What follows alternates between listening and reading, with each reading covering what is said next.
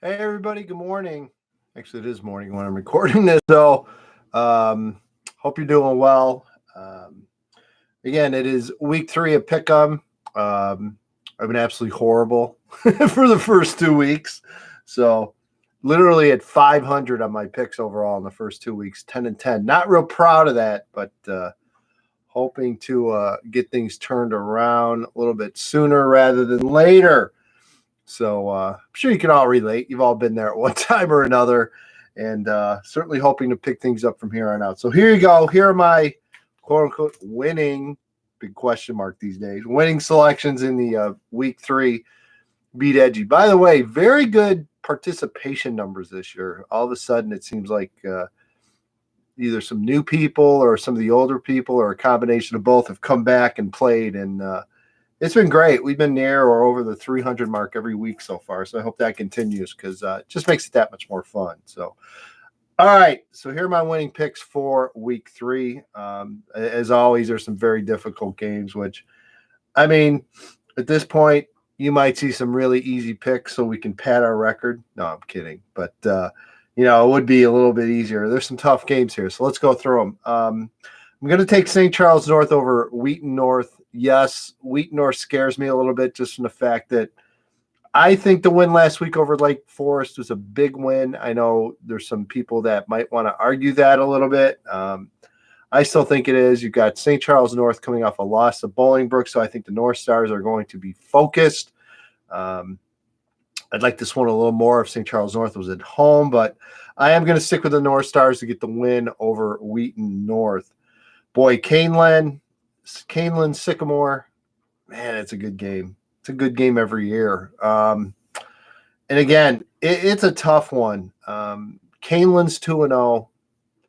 I mean, competition level's been, I mean, I don't know where Geneva's at these days. To be honest, I think a lot of us are kind of wondering that.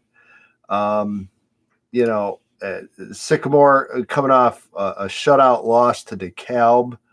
So again, I would not consider that a bad loss. I generally would consider that a quote unquote quality opponent loss.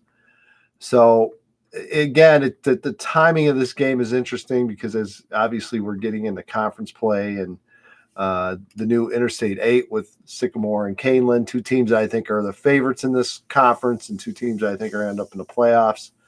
I think the impressive win for Caneland and yet the confusing win for Caneland was Hinsdale South. They beat them 48-0. So that's impressive. Not sure what the deal was with the Hornets on that day.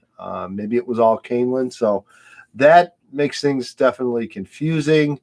Again, 24-0 win by Sycamore week 1 over Washington.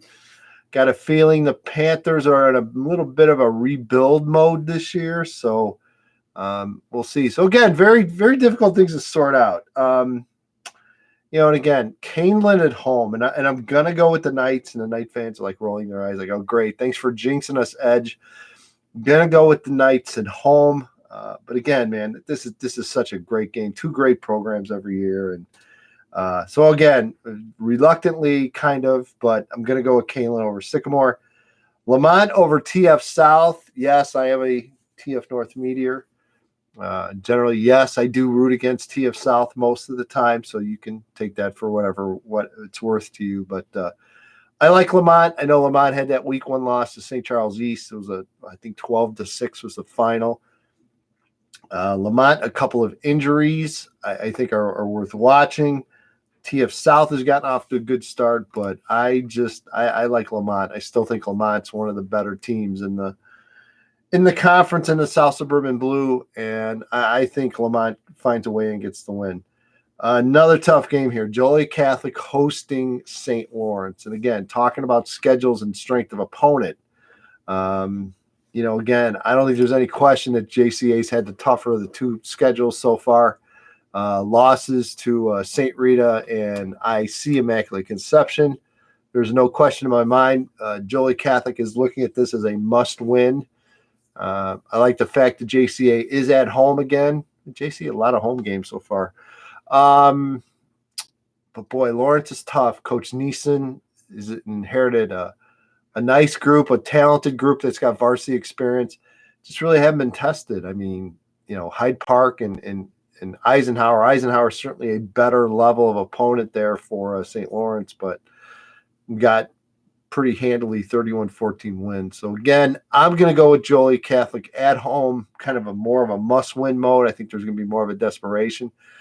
And JCA, I don't know. It sounds weird, but I kind of was impressed with them against IC last week. I had a chance to watch a game on video, and defensively, I thought the Hillman played well. I thought offensively, they showed some flashes of things that they could get done, and I just think if they can get the running game going just a little bit better, and that line maybe comes together a little bit better, I still think this is a team that could end up being in the state playoffs. But again, a must-win, I think, against St. Lawrence here, and I think the Hillman will get it. I'm going with East St. Louis over Nequa. Some people might say this is an easy pick. I don't think that way. I think Nequa offers us some challenges. I think that playing at home at Nequa, especially with the rain that's been through, it's going to be probably most likely a muddy track over at Nequa.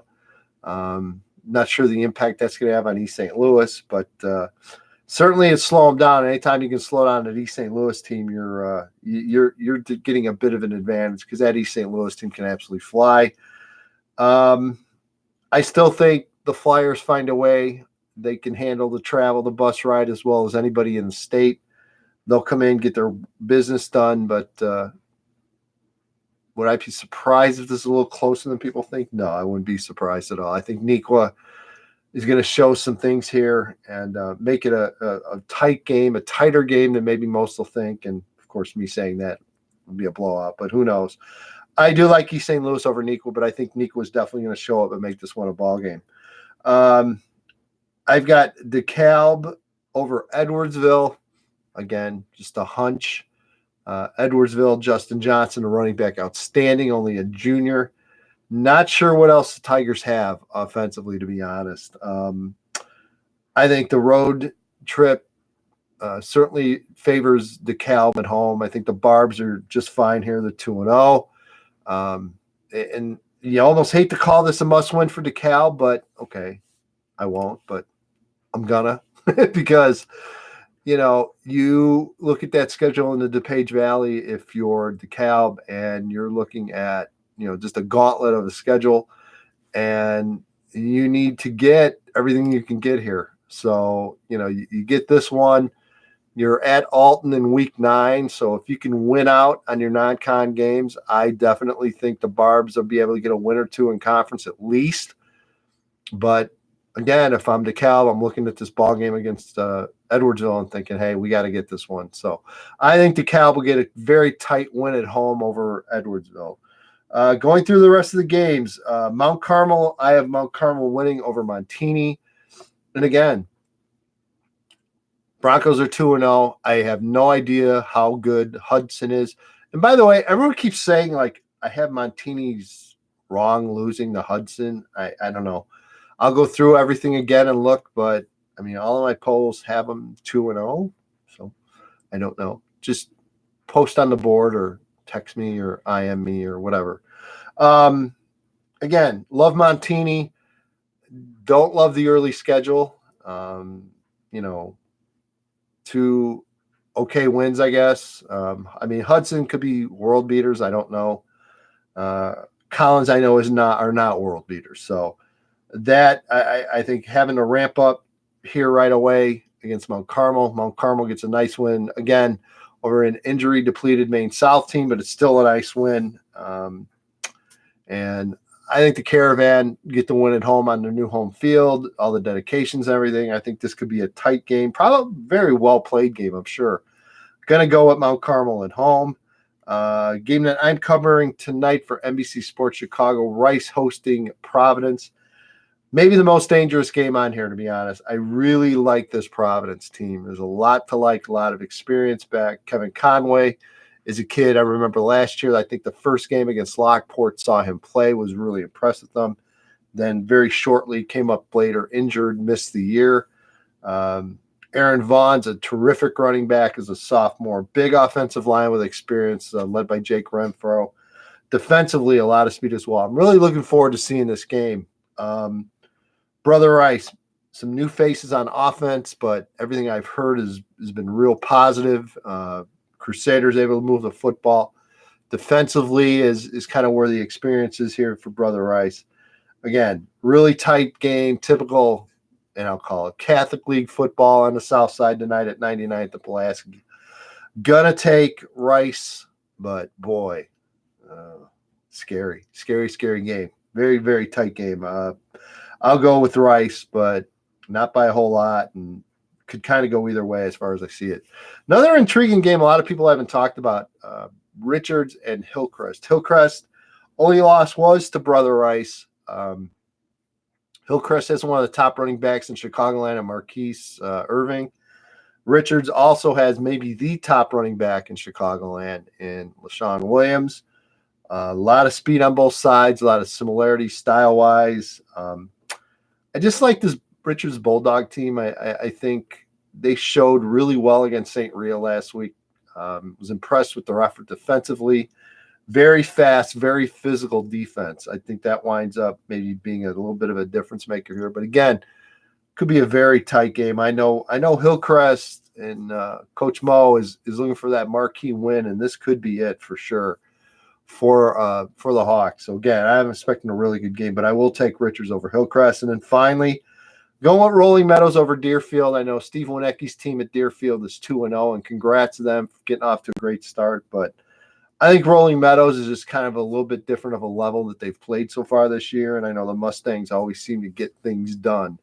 So I am going to go with Rolling Meadows over Deerfield. And finally, the tiebreakers, Springfield taking on Glenwood. You've got a pretty potent offense in the Senators, the Springfield Senators, led by Rashad Rochelle. Glenwood, again, just living up to the hype, and that's about the best thing you can say for the Titans these days. Big win last week over Sacred Heart. I mean, we're not picking this game; we're just taking the point total. So I'm guessing point total winds up 83. I think you could see some points on both sides. I mean, if I had to pick a winner, I'd go with Glenwood, but I think Springfield and the train makes things interesting here, no doubt. So there you go. To recap, you ready? St. Charles North over Wheaton North, Canelan over Sycamore, Lamont over TF South, JCA over St. Lawrence, going with East St. Louis over Nequa, DeKalb over Edwardsville, Mount Carmel over Montini, Rice over Providence, Richards over Hillcrest, and Rolling Meadows over our friends at Deerfield. So there you go, everybody. Thanks for watching. Have a great week. Go see a high school game. Stop sitting at home watching on computer. I only mean that a little bit, but watch some football. Go to a game.